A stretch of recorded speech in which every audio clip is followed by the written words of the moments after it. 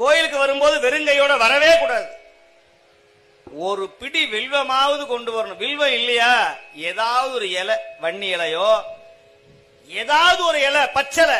சுந்தரர் சொல்லுகிறார், இலையால் அன்பால் ஏத்தும் அவர்க்கு நிலையா வாழ்வை நீத்தார்க்கிடமாம். சுவாமிக்கு வெறுங்கையோட வராதப்பா கோயில்ல. ஒரு எலுமிச்சம்பழமாவது கொண்டு வா, ஒரு கல்கண்டாவது கொண்டு வா, ஒரு வாழைப்பழமாவது கொண்டு வா சுவாமிக்கு. இந்த கோயில நம்ம நிகழ்ச்சிக்கு கலந்துக்கிறோம். அந்த சுவாமிக்கு நம்மளால முடிஞ்ச ஒரு 10 ரூபாயாவது சுவாமிக்கு கொடுக்கணும்.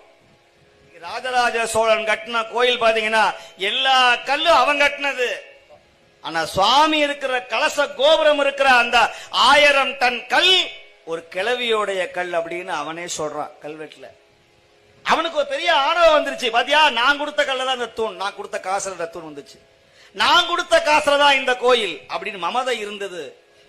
சிவன் பார்த்தார், இந்த ஆணவம் எல்லாம் என்கிட்ட செல்லாதுடா, எனக்கு கோடீஸ்வரனும் பணக்காரனும் ஒருத்தன் தான், ஒண்ணுதான். அதனால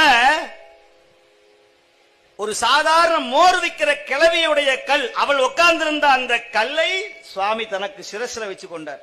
இப்ப சொல்ல முடியாது. இப்ப இவன் சொல்றான், இவன் தூங்கும் போது சுவாமி வரார், கிழவியின் கல்கீழ் இன்பமுற்று இருப்போம்னு சொன்னார் சுவாமி. நான் கஷ்டப்பட்டு கொல்லிமலையும் பச்சைமலையும் பவளமலையில இருந்து கல்ல கொண்டு வந்து கோயில் கட்டுனா, இந்த சிவன் சொல்றாரு கிழவியோட கல்லுன்ட்டானே, ஏ மத்த கல்லா ஓங்கலடா, நான் உட்கார்ந்து இருக்கிற இடம் மட்டும்தான் ஏன்